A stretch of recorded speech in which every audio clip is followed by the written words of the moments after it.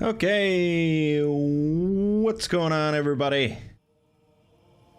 My name is Mangg. Welcome back to Hanging with Mangg. Episode 332. The hits keep coming. Key to life's ether. Soul of the lost, withdrawn from its vessel. Let strength be granted so the world might We are... so the world might be mended.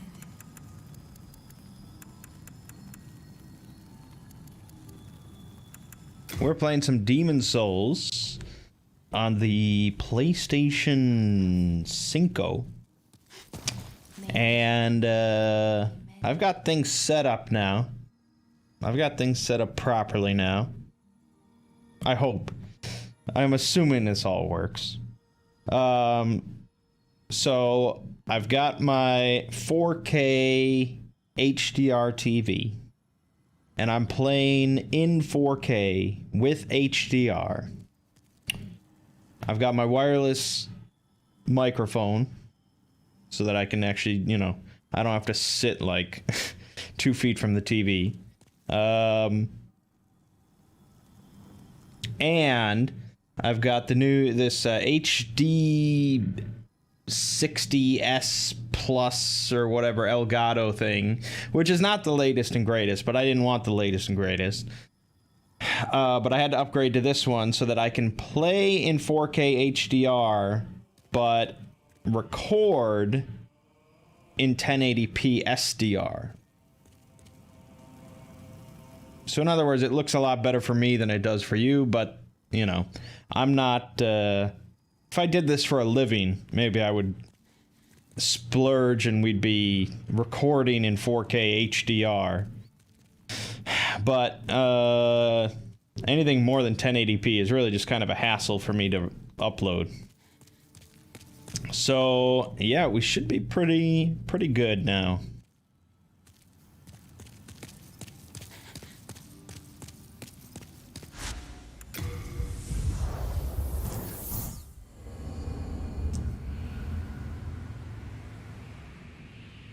The only real issue I have to probably work on now is my sort of bit rate for streaming.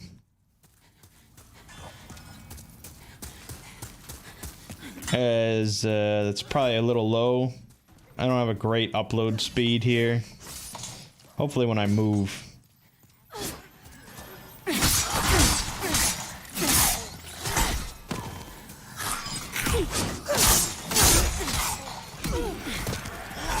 Damn you, lizard. Got it.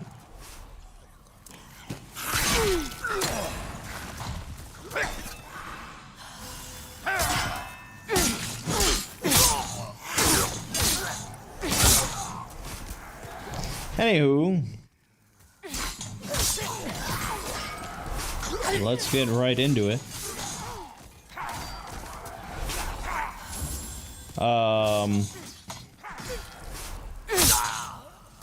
This week on this channel, we of course had Final Fantasy XIV, Doom Eternal DLC, Dragon Quest VI.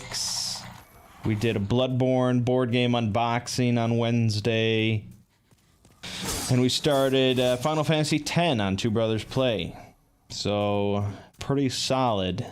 That all will pretty much continue into the next week. Although I can announce that we will catch up. We will go on hiatus for Final Fantasy XIV this week. I have 136 episodes recorded. So there's 5 more to upload, and then we wait until the next patch, which will probably be in like, I don't know, 6 weeks or 5 weeks or something like that. Fuck! Did I get a chance to play the Bloodborne board game? Not yet.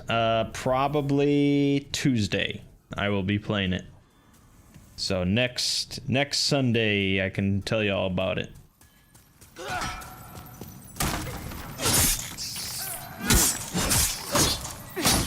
Hopefully it is good, because otherwise it's a little waste of a money. Yeah, so Final Fantasy 14 will be temporarily pausing until the next patch. And then, you know, there'll probably be a handful more videos until the next expansion.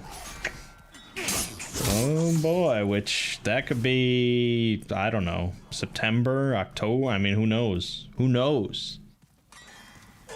So, after that, you know, if you want to catch Final Fantasy XIV content, you'll have to go over to the Exploring series.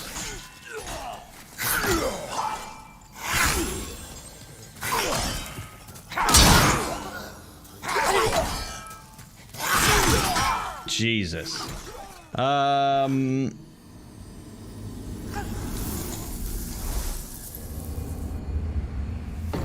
Yeah, so that's what's going on with that. Doom Eternal DLC will also be finishing this week.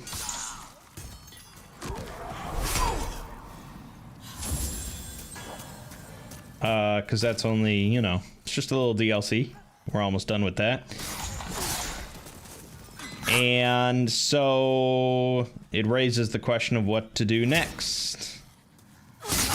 And I had mentioned last time doing a solo playthrough of Divinity Original Sin 2. And I can say now that I have been recording that playthrough.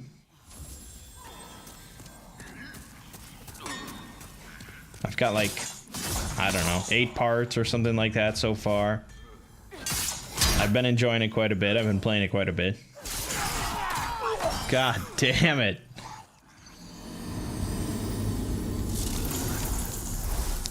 So I can just roll straight into that.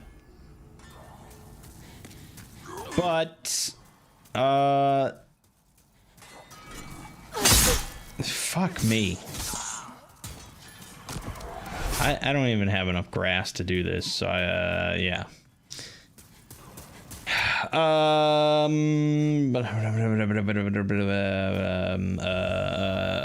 yeah, right. So there was a game coming out. It's on the PS5, but it seems like it was on every console. Let me just see. Before I even say anything else, let me see if there's reviews available yet.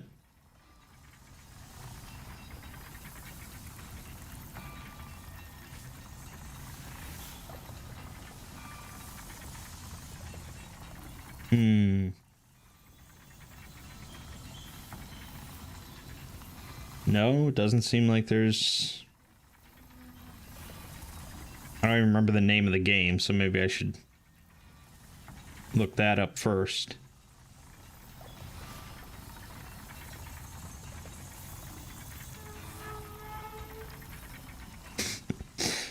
Oh, God. Now I'm having trouble finding it because I don't remember the name of it.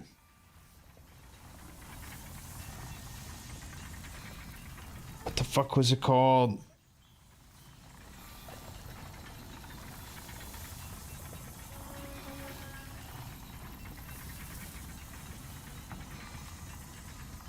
Oh, here we go. No, there's no reviews yet, even though it comes out in like 3 or 4 days.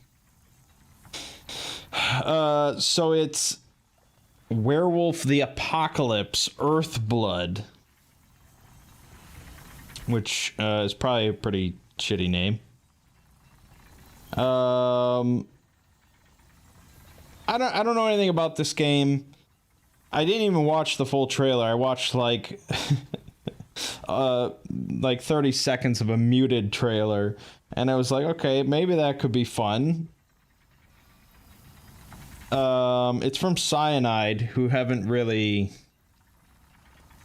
ever put out a good game, so that's sort of a knock against it, I guess.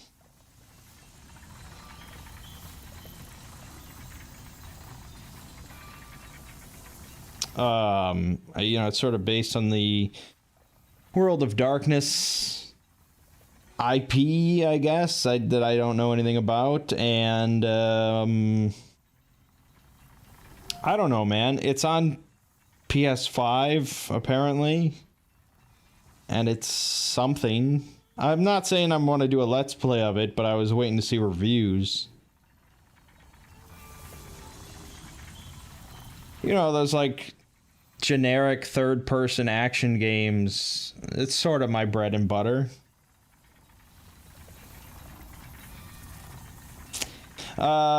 So the point was, I guess, that if that game ends up being decently reviewed, we could just do a Let's Play of that instead. My concern with Divinity Original Sin 2, despite how much I'm enjoying playing it, I just don't know how entertaining it is to watch.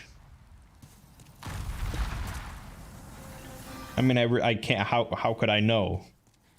But it's like we're playing on tactician mode, which is like the highest difficulty, and we're playing solo. So especially in the early parts, there's a lot of like trial and error because I'm not an expert at the game. So there's a lot of like quick save, quick load as I redo things and retest things and try different configurations in different battles. And, you know, it's slow, I guess is what I'm saying. I'm really enjoying it because I like that. But again, I don't know how interesting it is to watch.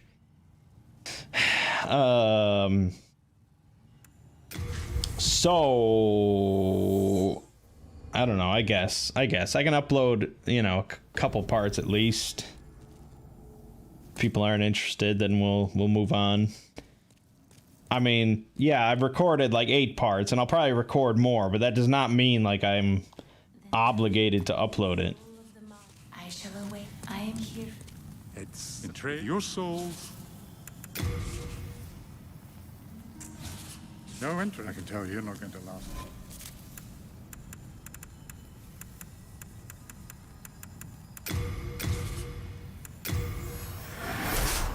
Ooh, I can forge. So we'll see.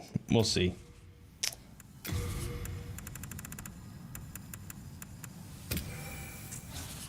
You come back alive.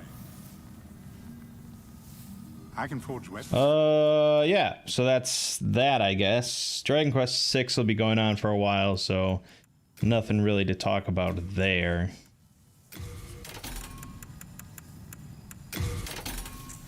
You come back alive. This Wednesday for the variety stream, we'll be doing some more Hunt a Killer, Blair Witch. So this will be episode 4. Ideally, we finish it in one video, but, you know, you never know. They've been getting progressively more complicated. So no guarantees. How's King's Dilemma D&D campaign going? That we'll get to later. There's a proper order to Hanging with Mangg. I've adhered to it for 332 episodes.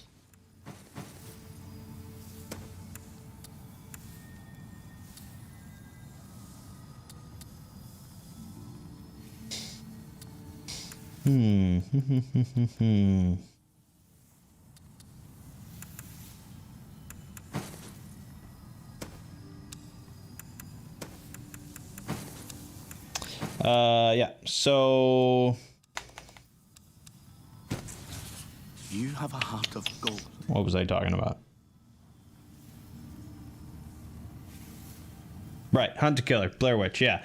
So that'll be Wednesday. Saturday we'll be doing more Final Fantasy X, and that'll pretty much round out the week. So I guess what I'm saying is you'll probably see Divinity Original Sin 2 this week, I think.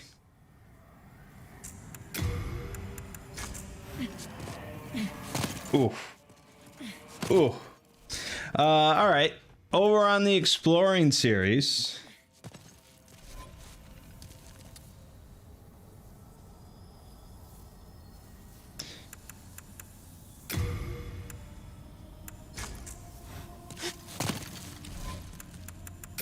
We had an episode on cat SCPs.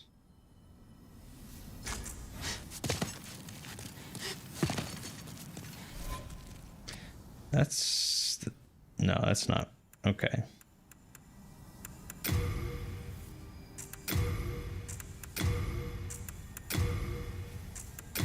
This fucking armor is so heavy.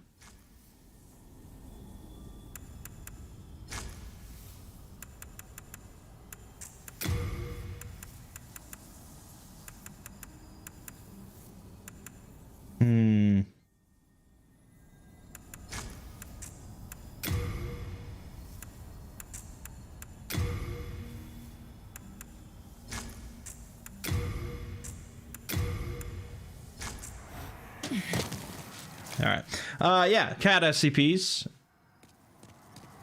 I read like 3 comments after releasing the video. All of them were about the name of H.P. Lovecraft's cat. So then I stopped reading any more comments. So that's nice. I guess this is a recent discovery for many people on the internet. And they're just obsessed with it. They just can't get over it. It consumes their whole thought process that H.P. Lovecraft's grandpa had a cat with a now racist name. Or I mean, it was racist back then, but much less acceptable nowadays.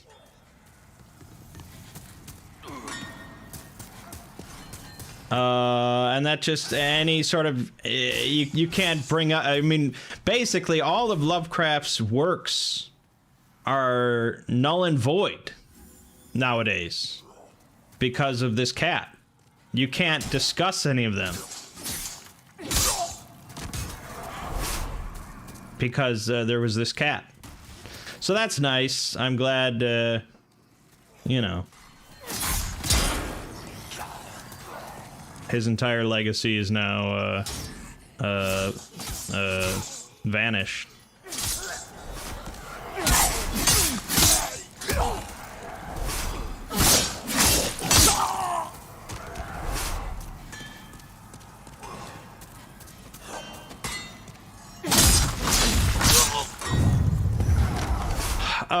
Then this week I worked on a video on SCP-2111, which is an anti-memetic SCP, or it relates to anti-memetics.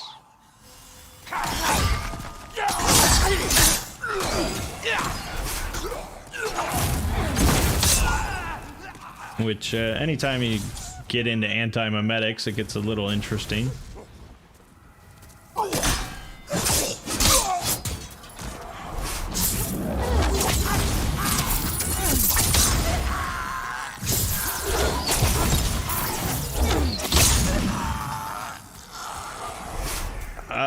You know, sort of a little complicated of an SCP, but when it's a very metaphysical, anti-memetic concept, that means I don't have to do almost any work in looking for specific artwork, because I can just use, you know, random stuff, like fractal artwork.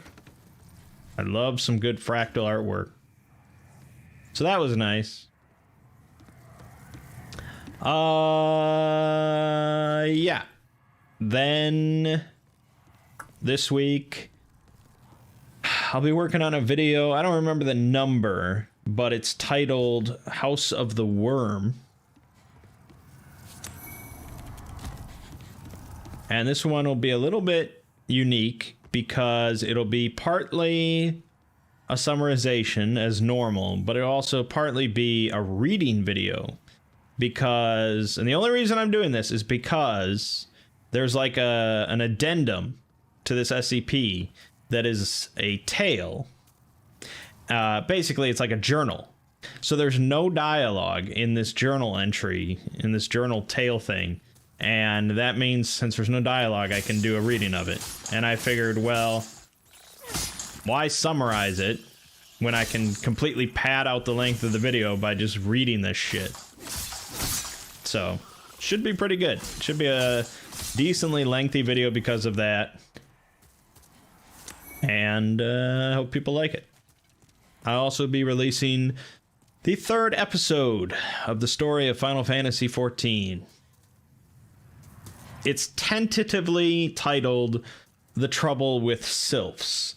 I'm not certain I'm going to go with that because it sounds really boring, but most of the video is about your interactions with the Sylph Beast Tribe. And it's kind of a boring section of the game. But there's just nothing I can do other than just saying, like, I could skip, like, whole swaths of it if I wanted to.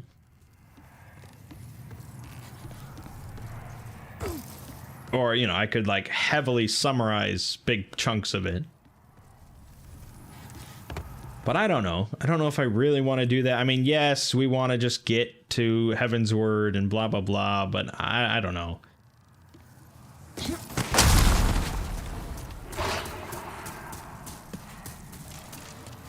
There's certainly an argument to be made for, you know, passing over most of it. But I've already written most of the episodes, so I think we're just gonna... It'll just be kind of a lame episode.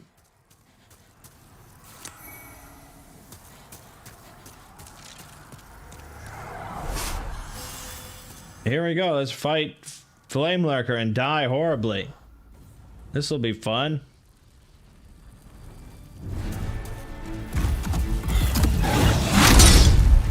Oh yeah, this'll be good.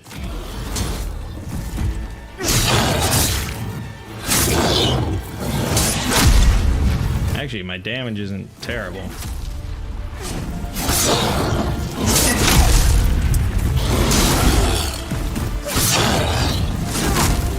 I mean, it's not incredible, but it's not terrible.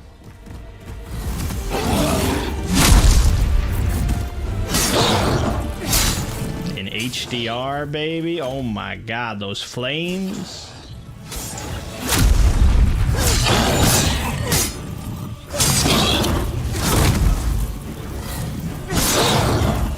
Flames look hot.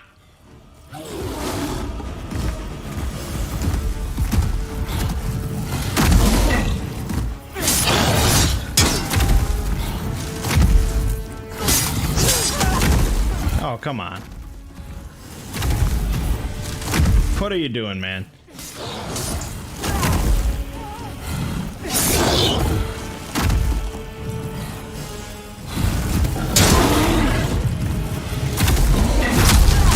Yep. Yep.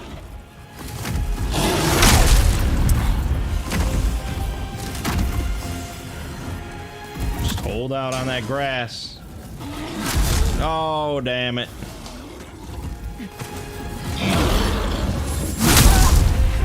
Wow. That's incredible.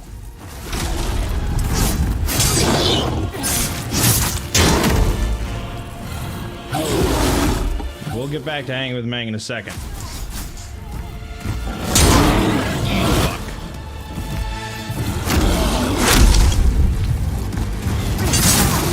Oh, what the... Wow, that was quick. Okay, yeah, so that's what's happening on the Exploring series this week. Plenty of work to be done, no doubt about it.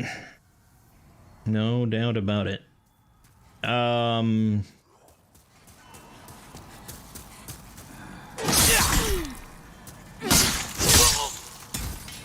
seem to never remember that that guy gets hyper armor.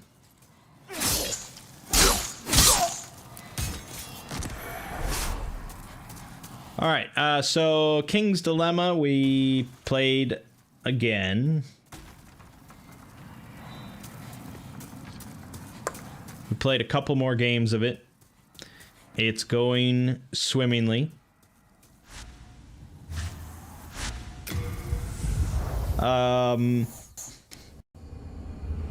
People, I mean, this game is still going with the concept of people basically voting entirely dependent on their secret agenda card that they pick at the start of each round.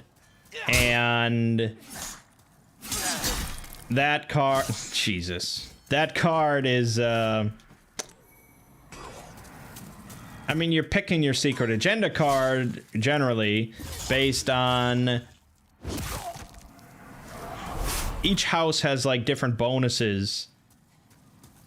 If they get a certain secret agenda card a certain number of times, they get a bonus, and that bonus is different depending on what house you are. So basically what that means is that everybody is picking the same secret agenda card each time, for the most part. Now, at the start of each game, you randomly discard one of the secret agenda cards, so it's possible people are switching it up a little bit, but overall, yeah, people are voting the same ways each time, and you know, I've joked about like not even reading the text of each dilemma card and just putting out the symbols of what's going to happen if we vote yes or no. But you know, I think we sort of like the text and the story, but people still are interested in winning. And so really that's all that matters, is how the votes go depending on how many points you can get.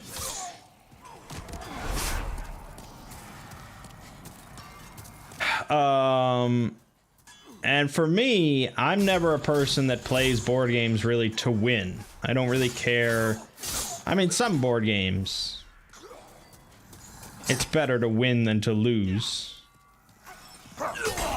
But, especially like social stuff, social board games, it's more about the experience for me.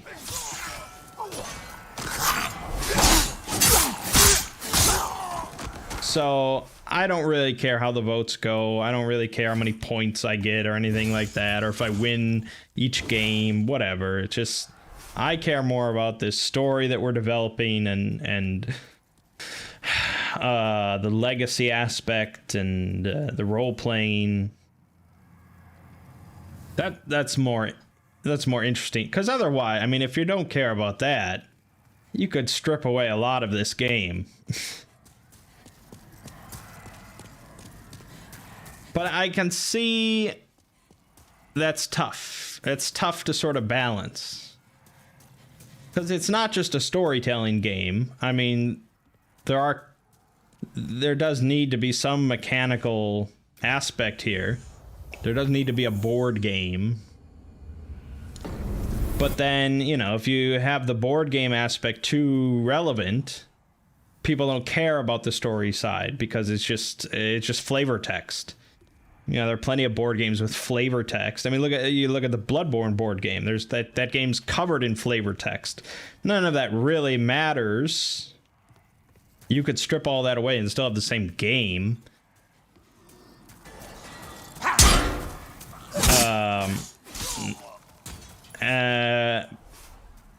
But, you know, that game's cooperative. So there's no competitiveness to it. You're just telling, you know, you're just carrying out this experience together. Whereas King's Dilemma, it's completely competitive. There's one winner. There is one single winner. And you play 15 games. So you have like, or, you know, give or take. So you have like 15 winners. So each game is competitive on who wins and who doesn't win.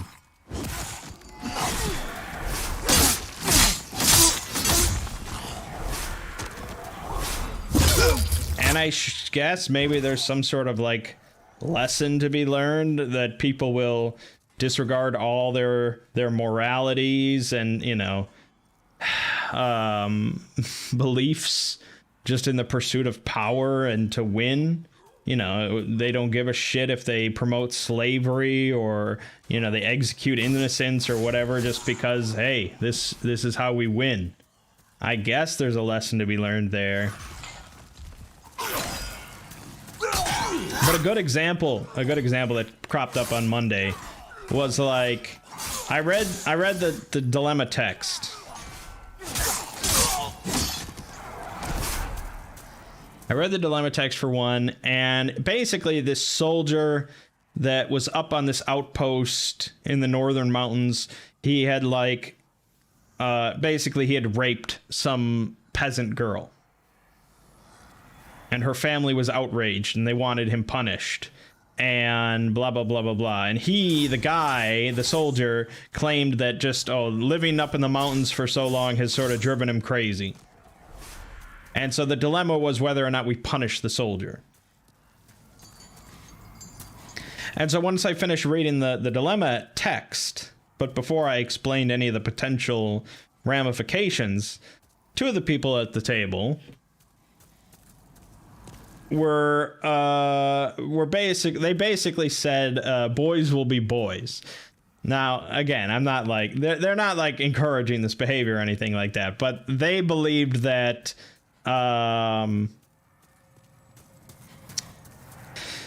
they thought that not punishing him would be better for their, basically for their secret agendas. This was before I put out, the actual ramifications.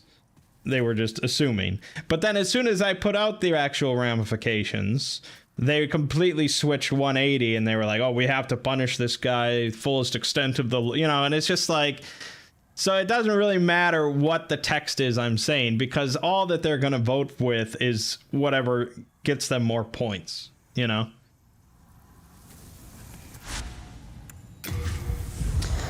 So it's a fun experience, but it's not perfect.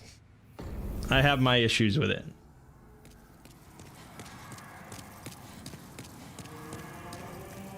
And I guess it's sort of,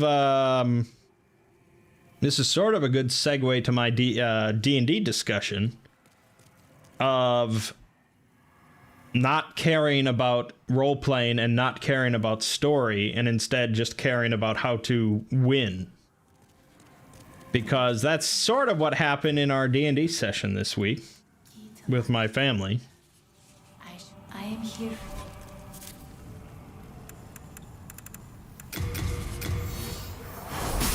So we had a snowstorm yesterday, so we had a few people missing, couple people missing, and I decided to go ahead, because we had basically our core group. I decided to abandon Knave and abandon the OSR and start my switch over to D&D 5th edition.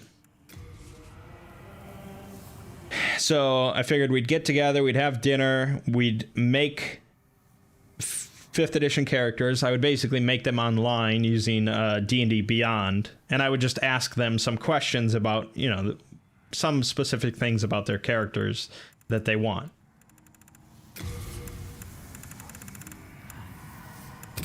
So we did that. Come back alive. Perhaps I should have clued in and realized that they had no person on their group that can heal, which is not like 100% necessity. I mean, I've played in campaigns where we have no way to heal each other. And if you're smart, it's not the end of the world. But generally, it's advised.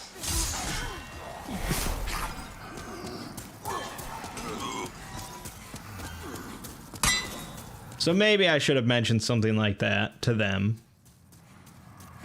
But, okay. So they make their cast of characters, and part of the issue, I don't know if anyone else has experienced this, but part of the issue is that most of the group has no interest in ever playing any other type of character than the first character they ever made. We have 3 of those people.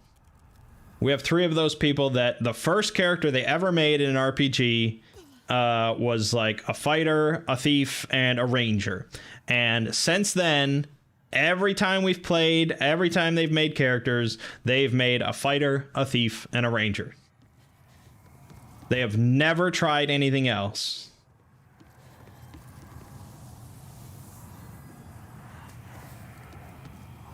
I don't think that alone is sort of catastrophic, except that they also never change their play style.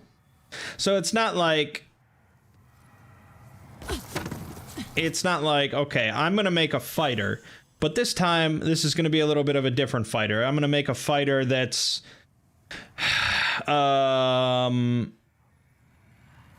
don't know. I'm going to make, I'm going to make a sort of a righteous fighter. I'm going to make sort of a like Conan the Barbarian kind of fighter, although he was really almost more like a, well, I guess, yeah, he was kind of a barbarian, but he was also kind of a thief. Anyways, or I'm going to make a more militaristic fighter, a very regimented fighter, or I'm going to make sort of a pit fight. It's always just, well, I'm a fighter. That's it. Full stop. No extra dressing on it. Just, I'm a fighter.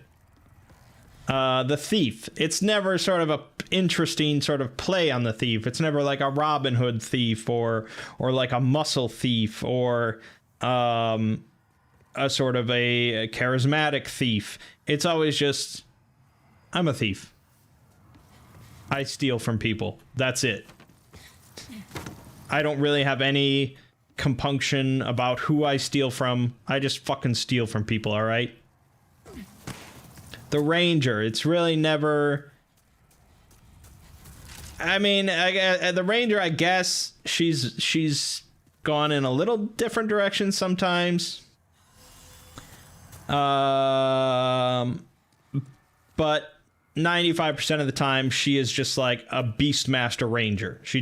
I use a longbow, I want an animal companion, that's it. Basically Legolas with a wolf is what she's done.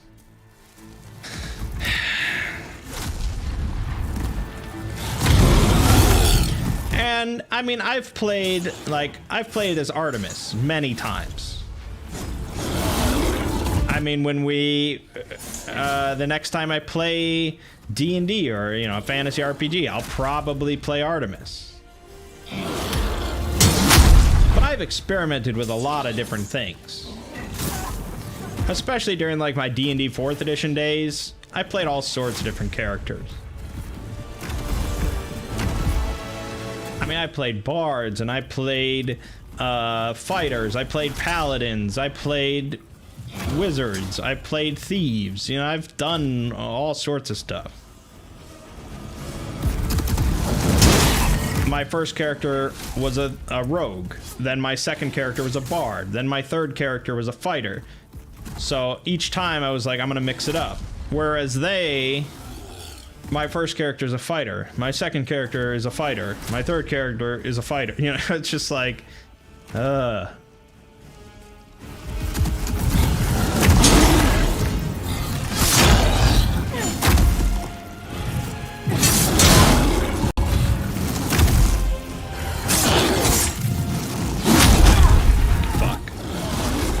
Where am I?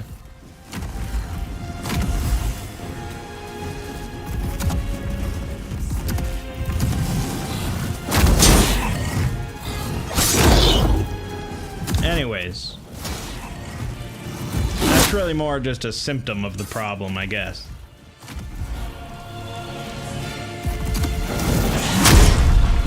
So, we did character creation, obviously doing it all online didn't take that long.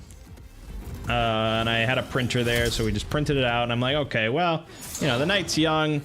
I prepared... I plan on going through Horde of the Dragon Queen as like a campaign, but I didn't want to roll right into that to start since, we just got a couple hours here. I wanted to do a short little quick one. So I did a third-party adventure, just a little tiny first level one called The Most Potent Brew, I think.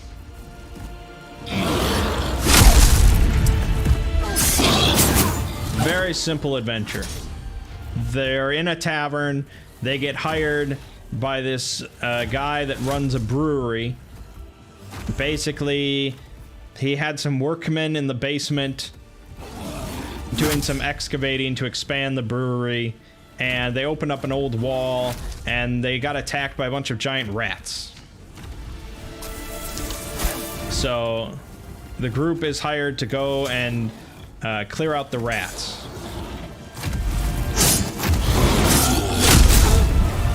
Now, the group heard about this and basically scoffed.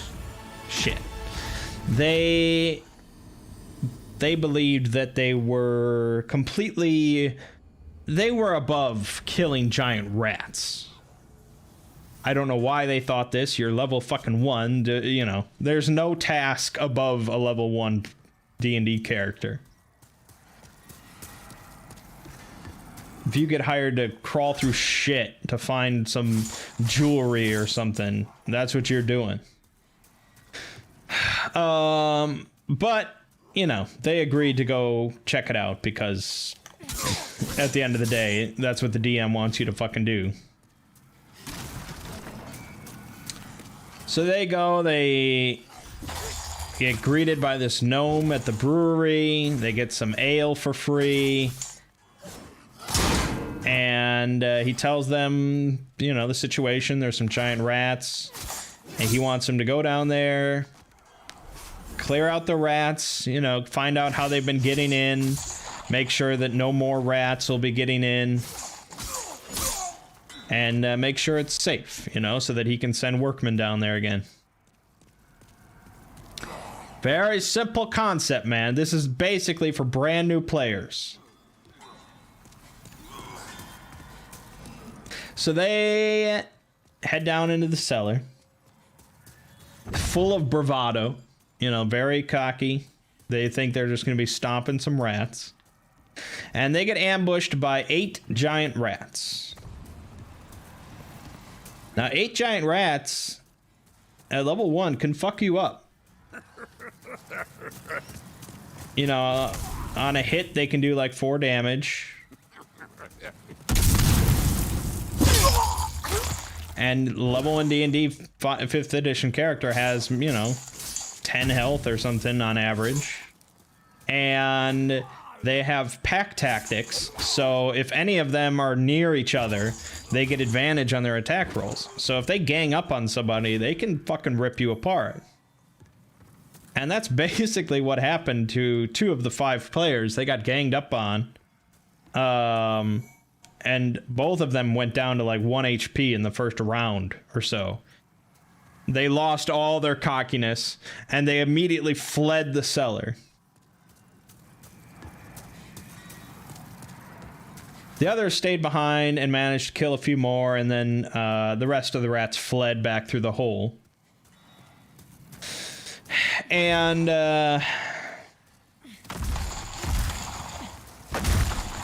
again, they don't have a healer in the group. They have no way of healing.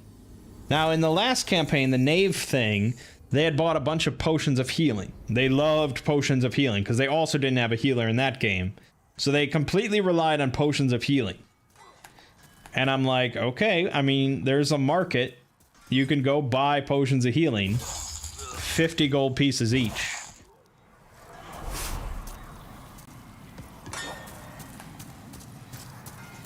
They don't really have that. So they're like, okay, the 2 people have to rest in the inn for the night in order to get their health back. First, before they had even gone into the cellar, they had negotiated with the brewery guy. He had offered 25 gold pieces per person for clearing out the rats. They thought this was shit. They basically didn't even want to take the job. And it's like, you do not deserve to be that fucking snooty at level 1. They wanted 50 gold pieces per person. Like, just ridiculous. And this is sort of the crux of the issue. Is that 3 out of the 5 players I have no moral qualms about basically anything. They will do anything as long as it gets them money. They are obsessed with money. They seem to think that the entire game is like win or lose, depending on how much money you can get. And because money lets you buy things, and you can just buy all sorts of things, so you get stronger and you stay alive and blah blah blah. With money you can buy 100 potions of healing. And but the funny thing is, in the last campaign, after the first adventure, I gave them 2,000 gold pieces each. I mean, I gave them just this massive wealth of money. Most of them bought like one or two things, and then they just carried 1,500 gold onto the next adventure.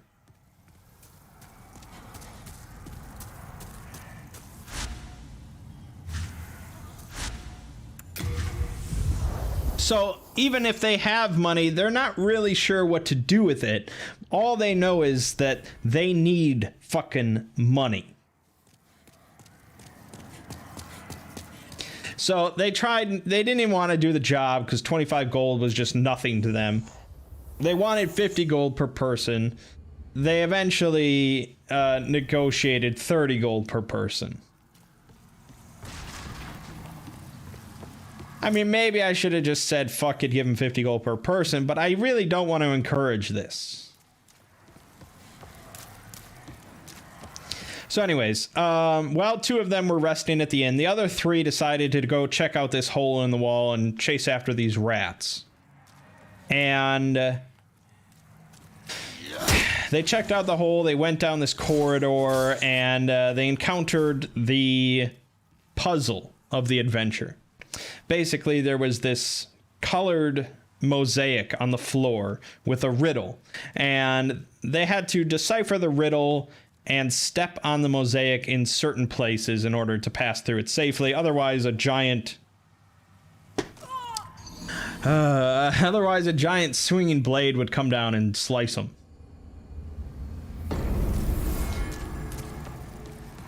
They pored over this riddle for like 15 minutes. They had no idea what to fucking do. Eventually, one of them was just like, screw it, and started walking down the hallway. He got cut by the blade.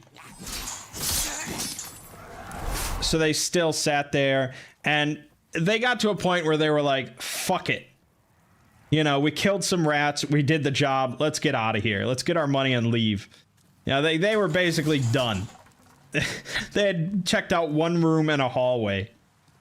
I'm like, this does not bode well for the future of the campaign. So eventually I gave them a little bit more of a clue about the mosaic and you know, how it operated, and then they solved it.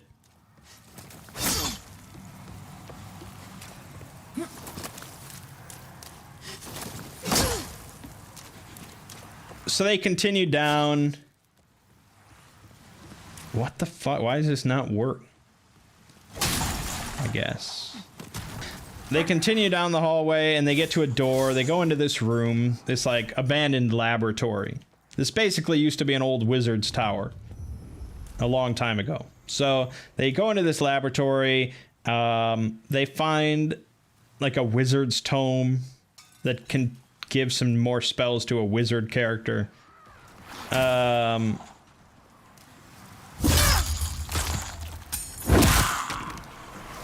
And the whole time they're in this room, unbeknownst to them, because they really don't like look around or anything, there is a large like fire spider on the ceiling.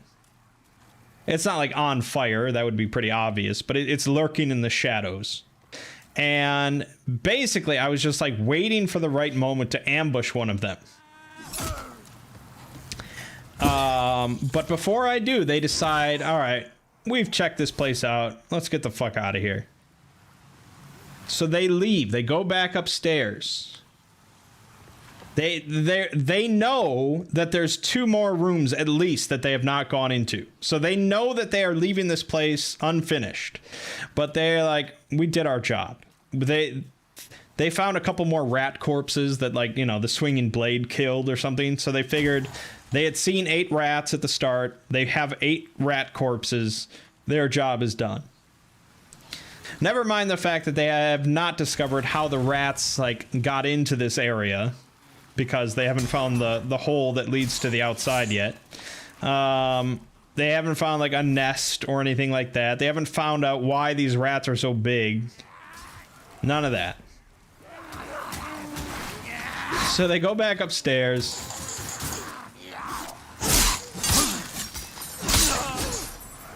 And a big point of contention for them was when the other two left to go back to the inn.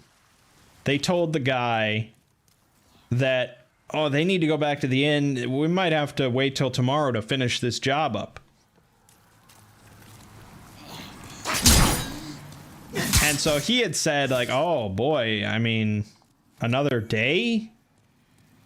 I might have to cut your pay back to 25 gold pieces, you know. I increased it, you know, on the idea that you guys would handle this in a timely fashion, blah, blah, blah.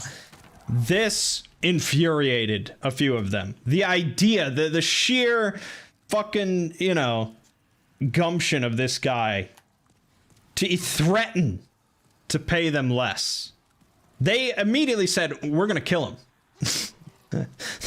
A couple of them immediately wanted to slaughter this guy and take every cent he owned because of this. Fuck, I'm dead. I'm not dead.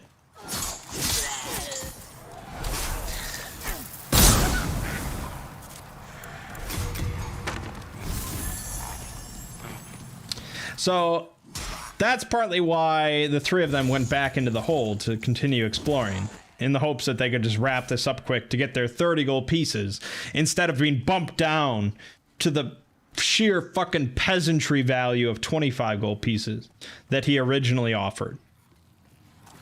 Again, I mean, I don't get their obsession with gold.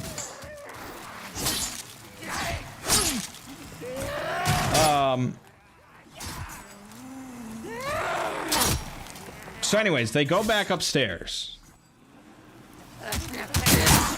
And they tell the guy, all right, we killed the rats.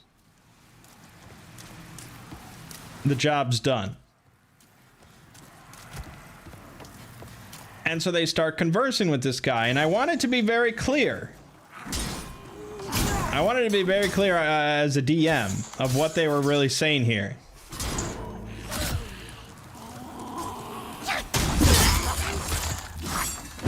I had the guy ask them, like, oh, it's safe to go down there, it's all cleared out.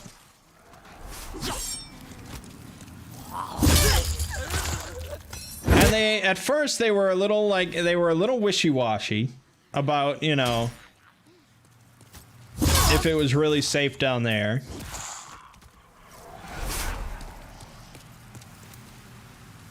They didn't want to admit that they didn't, like, fully explore the place.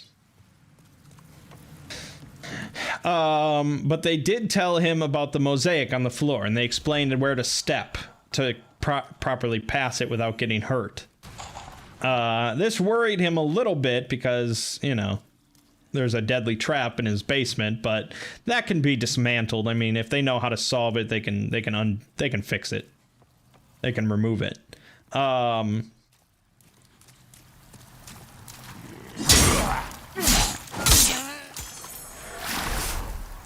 But then I had him really like press for a definitive answer of, is it safe to go down there? You know, did you do the job? Is it done? And then one of the players said, the job's done, it's safe. And he's like, and he even told them that he was going to go down there himself to check it out and, you know, see what's down there and blah, blah, blah. Because, I mean, it's his property. If, you know, he has a right to go check it out, and if he's been told that it's safe to check it out, then he'll do that. Why wouldn't he? Really? I mean, honestly, why would he not?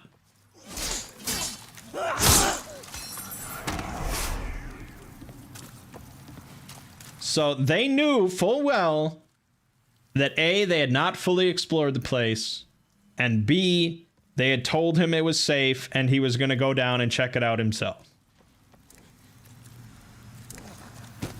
So they got their money and they left and they went to the market and they bought like potions of healing and stuff. The next day, they go back to the place, back to the brewery, to check up on this guy.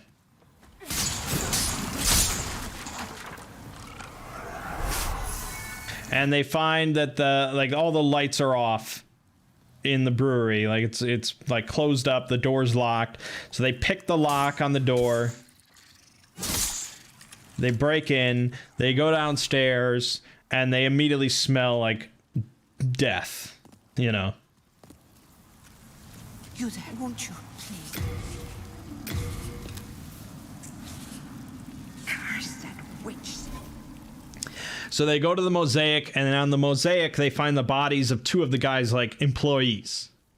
Because this guy had gone down to check it out. He had made it past the mosaic because they had told him about that.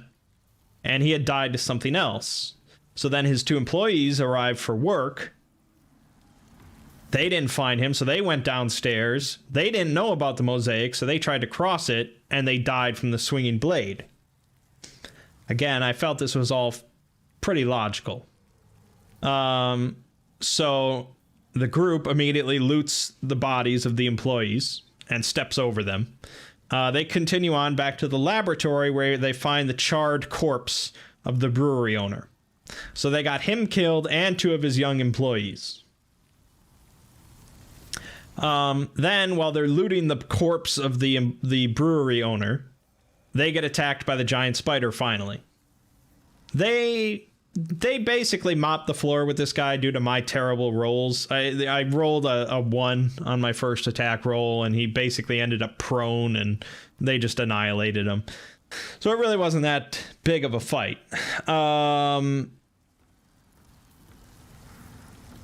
Then they proceeded to check out the other two rooms finally. They got a couple more potions of healing.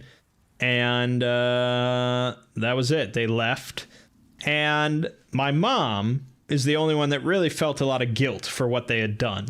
And so she had gone, as she had taken the bodies to like the families of the deceased and like told them that they had passed. She did lie to like the authorities. She said, you know, they have no idea what killed it. Obviously, they know this giant fucking spider killed the guy. And of course, when the authorities go in and check out the place, they'll find, you know, this giant spider that they killed. But,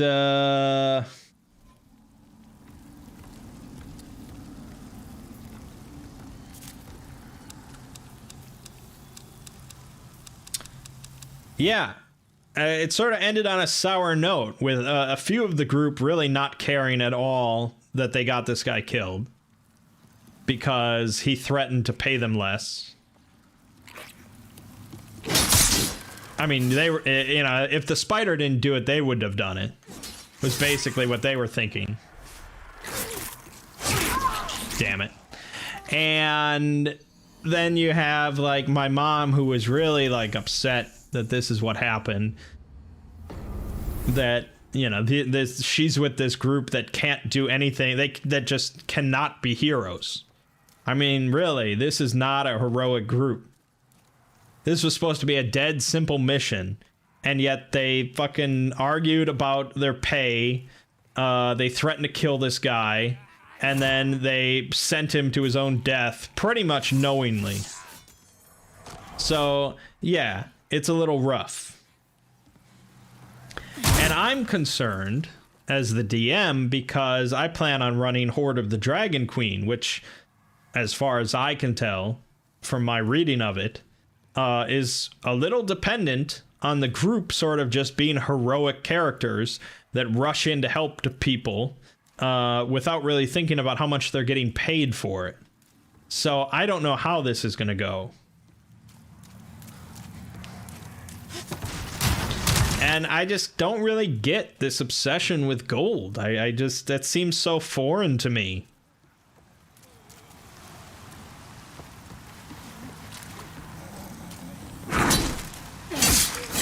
I mean, if you said, if they were like obsessed with getting XP or something, if they were obsessed with leveling up, that might be something I could sort of understand, because it's like a video game, you know, it's like it's a direct correlation. The more XP I get, the more powerful I am, you know, the more I can accomplish. But they don't seem to get that. They think that gold makes them powerful, which that's really only in the real world, you know, that's not in D&D.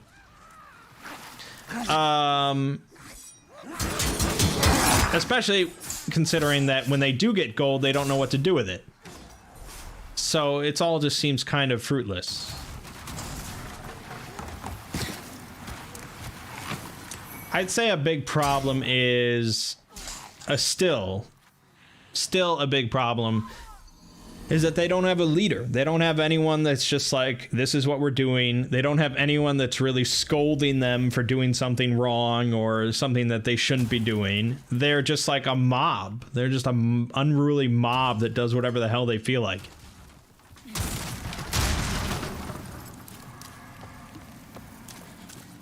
Because my mom's really the only, like, heroically minded one of the group that wants to do heroic things, but she's a little soft-spoken. You know, she's not really, like, scolding these people or anything, or telling them, like, no, don't do that, we need to do this.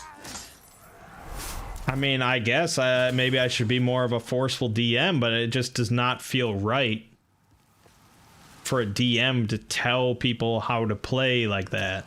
I don't know. Now, hopefully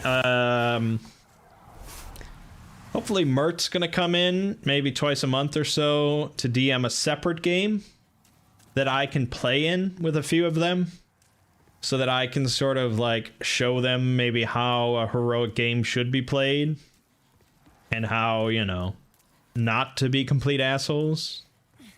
That would be nice. But yeah, I don't know. I don't know, man. It's odd.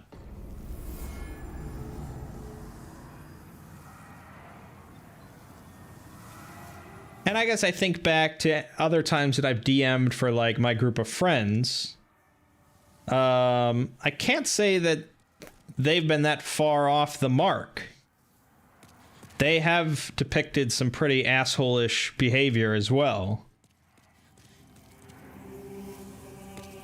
The difference being that usually when I DM for them, it was a one-shot where I was like introducing a system or something like that. And so generally in one-shots, you tend to be assholes. Like it's a difference between like, it's almost like your normal behavior and like your dating behavior, you know, where you're much more well-mannered. That's like one-shot behavior versus campaign behavior, you know? So I can excuse one-shot behavior, but these people don't have a concept of a one-shot. We've never really done that. It's always been with a campaign in mind. So that's basically what they're doing. We're trying to play a campaign, and they have one-shot behavior in mind, and that's no good. Because they've never seen campaign behavior. I told them to watch some stuff on YouTube. Like, I've never watched it myself, but I think probably if they watched Critical Role, maybe it would set up some bad expectations, but at least they could, like, bear witness to what, like, an actual D&D campaign might look like. I don't think they'll ever do it, but, you know, I told them. Yeah. It's a little headache-inducing. On the bright side, after we finish King's Dilemma, Ziggy has told me we're going to be rolling into probably a Sprawl campaign. So that should be very fun.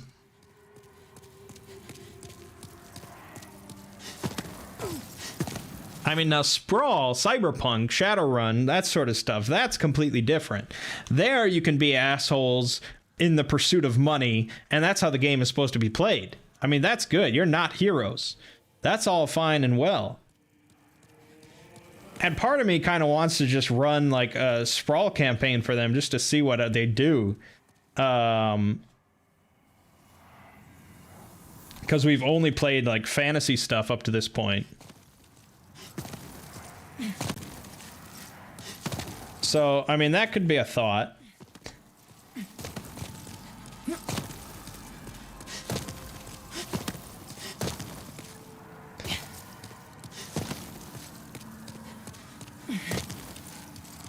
Trying to get them to wrap their heads around, like, futuristic technology and cybersecurity and, like, oh my god.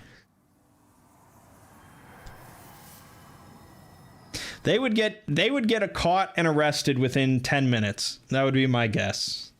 Within 10 minutes of the campaign starting, they would be arrested. If I were a betting man. Anyways, yeah, I've done enough talking. I've got to get to work on this Final Fantasy shit. The work never stops, my friends. Yeah, so finishing Doom Eternal DLC this week, Dragon Quest VI this week, finishing temporarily Final Fantasy XIV this week, Hunt to Killer Blair Witch Episode 4 on Wednesday, Two Brothers Play Final Fantasy X on Saturday. Check out the video on SCP-2111 on the Exploring series tomorrow, and Episode 3 of the story of Final Fantasy XIV. And that should be that. I'm a busy guy, I guess. Plenty to do. Plenty to do. Alrighty, my name is Mangg. This has been Hanging with Mangg. See you fine folks next week.